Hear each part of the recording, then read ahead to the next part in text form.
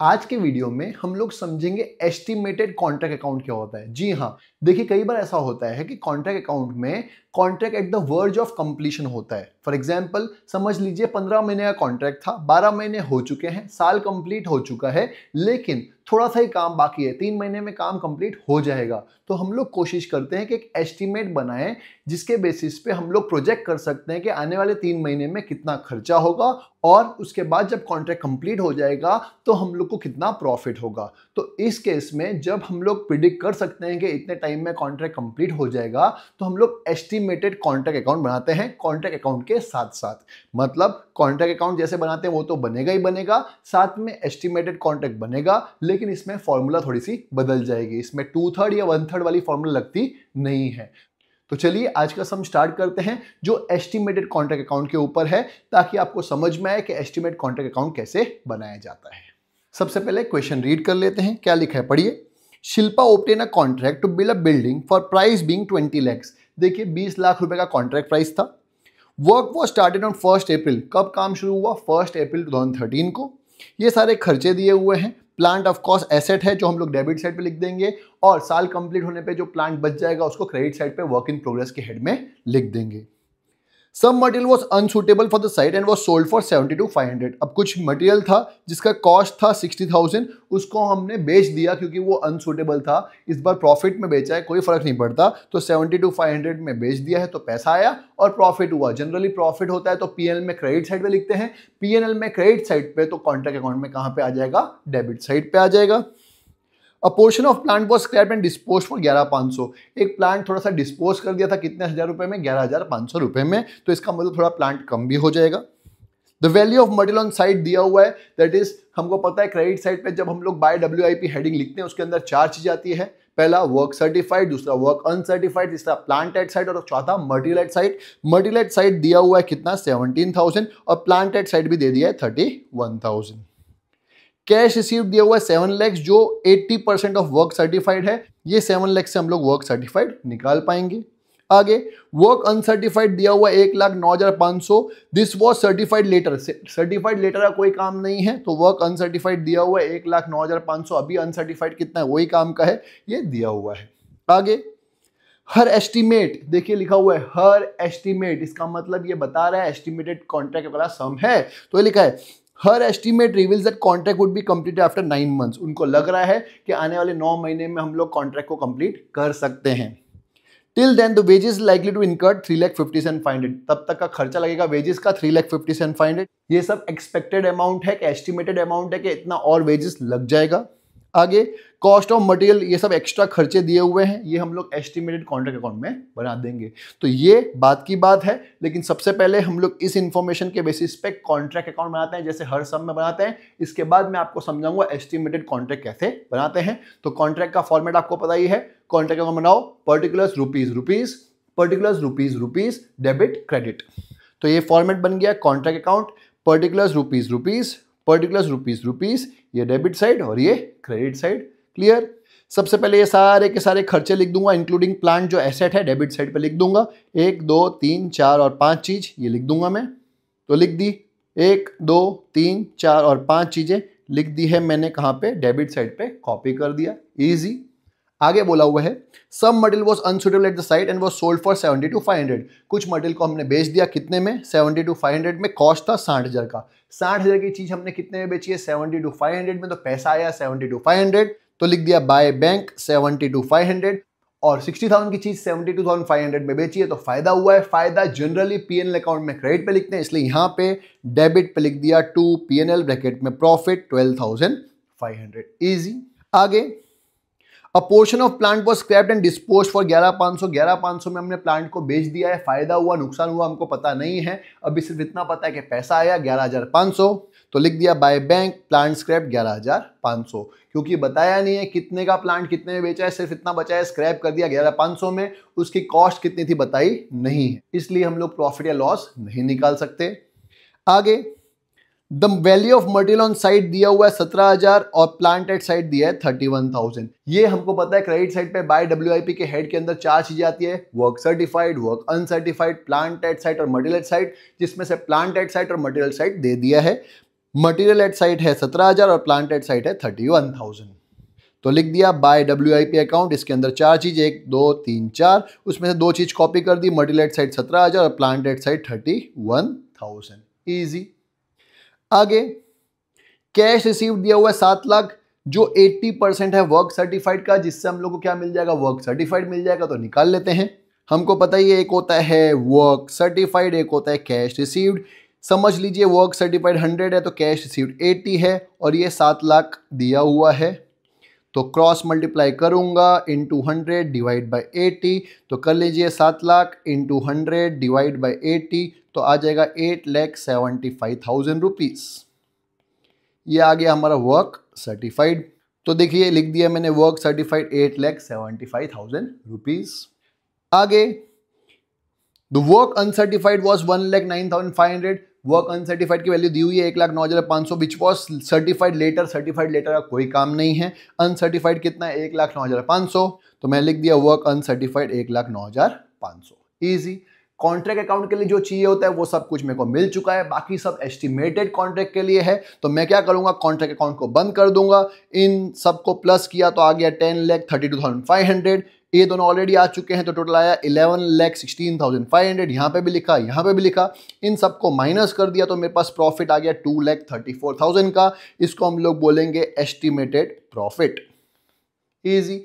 ये estimated profit आ चुका है। अब इसके दो हिस्से करने होते हैं, एक जाता है WIP में, एक जाता है P&L में, लेकिन अभी लिखूंगा नहीं क्योंकि ये नॉर्मल सम नहीं है, ये एस्टिमेटेड कॉन्ट्रैक्ट वाला सम है, तो ये फॉर्मूला भी अलग लगती है। तो अभी सिर्फ 2,34,000 आया, इसके दो हिस्से के लिए जगह छोड़ दी, टू WIP टू P&L, लेकिन अभी ये अमाउंट कैसे आया वो मैं बाद में बता दूंगा। इजी। अब मैं बनाऊंगा एस्टिमेटेड कॉन्ट्रैक्ट अकाउंट जिसमें ये चारों चीजें जाएंगी डेबिट साइड पे, ये एक चीज जाएगी क्रेडिट साइड पे। ये पूरी की पूरी 2,34,000 अभी जाएगी क्रेडिट साइड पे। तो मैंने बना दिया एस्टिमेटेड कॉन्ट्रैक्ट अकाउंट। 9 महीने का है, आपको पढ़ाया था मैंने क्वेश्चन में कि जो आने वाले 9 महीने उसमें कॉन्ट्रैक्ट कंप्लीट हो जाएगा। उसमें ये जो 10,32,500 है वो जाएगा डेबिट साइड पे WIP के नाम से, और 2,34,000 जाएगा क्रेडिट साइड पे WIP के नाम से। तो आपको दिख रहा है टू WIP अकाउंट 10,32,500 और बाय WIP अकाउंट 2,34,000। इजी। यहां तक नॉर्मल सम है। अब हम लोग वो पैराग्राफ पढ़ते हैं जो एस्टिमेटेड कॉन्ट्रैक्ट के ऊपर है। क्या लिखा है पढ़िए। Her estimate reveals that contract would be complete 9 months. हमको पता है 9 महीने में कंप्लीट हो जाएगा। टिल देन वेजेस खर्चा आएगा 3,57,500। उसका खर्चा है वेजेस का 9 महीने का कितना, 357,500। क्योंकि ये खर्चा है तो डेबिट साइड पे लिख दूंगा। तो देखिए लिखा हुआ है टू वेजेस 3,57,500। इसके बाद cost of material required in addition to this stock will be 3,43,000। और मटेरियल लगेगा जो अभी तक लगा है उसके अलावा भी जो मटेरियल लगेगा वो कितना है, 3,43,000। तो वो भी कॉपी कर दूंगा डेबिट साइड पे। तो देखिए लिखा है एडिशनल मटेरियल 3,43,000। इसके बाद and further plant of ₹1,55,000 would be required. और एक और प्लांट लगेगा और एक्स्ट्रा प्लांट लगेगा जिसकी वैल्यू कितनी है, 1,55,000। वो भी हमारे लिए एक तरह से खर्चा है क्योंकि एक्स्ट्रा एसेट लग रहा है जिसकी लास्ट में वैल्यू कितनी होगी वो बात की बात है। लेकिन अभी एक्स्ट्रा प्लांट लग रहा है 1,55,000 का, तो वो भी लिख देंगे। तो ये लिख दिया टू प्लांट 1,55,000। आगे which would be required, which would be valued lastly at 15,000, और जिसकी लास्ट में वैल्यू कितनी हो जाएगी, 15,000। इसका मतलब ये डेप्रिशिएबल एसेट है और इतना हम लोग डेप्रिशिएट करेंगे कि लास्ट में सिर्फ 15,000 की वैल्यू हो जाएगी। हमको क्या फर्क पड़ता है, उन्होंने बोला कि प्लांट की वैल्यू कितनी हो जाएगी लास्ट में 15,000, तो मैं वो कॉपी कर दूंगा क्रेडिट साइड पे। क्यों, क्योंकि लास्ट में बचा हुआ प्लांट है ये। तो यहाँ लिख दिया by plant residual value 15,000। Easy. आगे the salary would be same on the monthly basis as preceding year. पिछले साल जितनी सैलरी भी का खर्चा आएगा, पिछले साल खर्चा कितना था सैलरी का, तो 58,500 था, लेकिन ये पूरे साल का था। लेकिन हमको ये पता है एस्टिमेट कॉन्ट्रैक्ट कितने महीने का है, 9 महीने का। तो हम लोग कर देंगे 58,500 इंटू 9 डिवाइड बाई 12, तो आ जाएगा 43,875। तो देखिए आ गया सैलरी का खर्चा 43,875 इंटू 9 डिवाइड बाई 12 कर दिया। Lastly 2.5% of total cost of contract should be kept as reserve. अब बोला हमको 2.5% टोटल कॉस्ट का हमको रिजर्व रखना है एज कंटिजेंसीज। कंटिजेंसीज क्या होती है हमको पता नहीं है, आगे 9 महीने में क्या होने वाला है ये सब हम लोग एस्टिमेट करें। तो हम लोग सिर्फ और सिर्फ प्रॉफिट को थोड़ा कम करने के लिए 2.5% टोटल कॉस्ट का रिजर्व रख रहे हैं साइड में एज अ सेफ्टी क्वेश्चन। तो हम लोग 2.5% किसका निकालेंगे, टोटल कॉस्ट का, क्योंकि बोला 2.5% ऑफ टोटल कॉस्ट।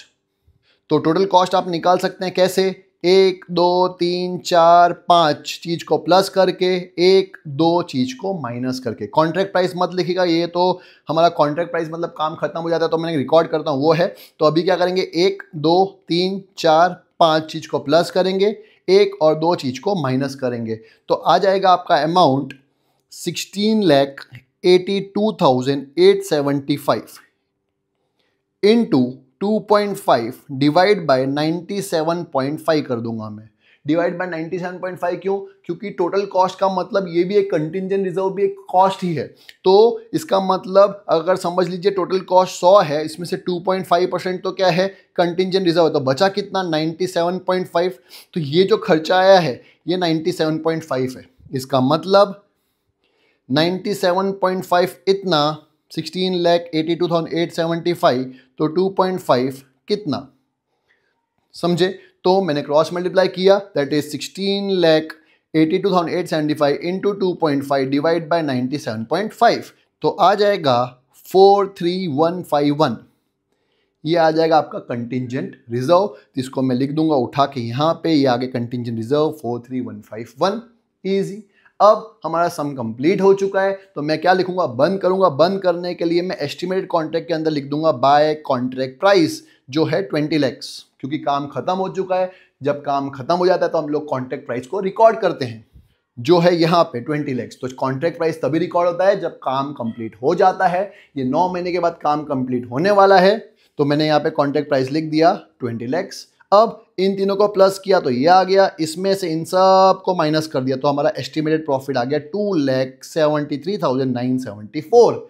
अब ध्यान से समझेगा, ये जो प्रॉफिट आया उसके बेसिस पे हम लोग इसको डिवाइड करेंगे। कहने का मतलब हमारी फॉर्मूला होती है P&L is equals to estimated profit into work certified upon contract price. तो एस्टिमेटेड प्रॉफिट है 2,73,974। ये कैसे आया, इन तीनों को प्लस किया तो ये आ गया, इसमें से इन सबको माइनस कर दिया तो आया 2,73,974। तो लगा दिया 2,73,974 इंटू वर्क सर्टिफाइड है 8,75,000, तो लगा दिया 8,75,000 डिवाइड बाय सीपी। सीपी का मतलब होता है कॉन्ट्रैक्ट प्राइस, और कॉन्ट्रैक्ट प्राइस है 20 लाख, तो यहां लिख दिया 20 लाख। इसको सॉल्व कर लूंगा तो आ जाएगा 119,864, दैट इज 1,19,864। ये आ गया P&L का प्रॉफिट। इस प्रॉफिट को उठा के मैं लिख दूंगा प्रॉफिट एंड लॉस में। तो ये जगह छोड़ी हुई थी यहाँ पे P&L की, तो P&L में आ गया 1,19,864। अब 2,34,000 में से 1,19,864 माइनस कर दिया तो WIP का प्रॉफिट आ चुका है। सिंपल। हर सम में हम लोग यहाँ पे 2/3 की फॉर्मूला लगाते हैं, और हमारी फॉर्मूला होती है P&L equals to notional profit into 2 divide by 3 into cash received upon work certified. लेकिन इस सम में ऐसा नहीं करेंगे। तो जब भी हम लोग एस्टिमेटेड कॉन्ट्रैक्ट अकाउंट बनाएंगे तब प्रॉफिट का हिस्सा हम लोग एस्टिमेटेड प्रॉफिट के बेसिस पे करते हैं, और हमारी फॉर्मूला हो जाती है estimated profit into work certified upon contract price. तो यहाँ पे कोई और फॉर्मूला लगती नहीं है, 2/3 1/3 लगता नहीं है। इजी। मुझे उम्मीद है आपको एस्टिमेटेड कॉन्ट्रैक्ट वाला सम भी समझ में आया होगा। कोई डाउट हो तो नीचे कमेंट सेक्शन में जरूर लिखिएगा। एक सम में ऐसा और कवर कर लूंगा नेक्स्ट वीडियो में, ताकि आपको अच्छे से समझ में आ जाए। फिर भी अगर आपको डाउट हो तो नीचे कमेंट सेक्शन में आप लिख सकते हैं, और अगर आपको मेरा वीडियो अच्छा लगा हो तो लाइक शेयर सब्सक्राइब जरूर करिएगा, और अपने फ्रेंड्स के साथ जरूर शेयर कर दीजिए।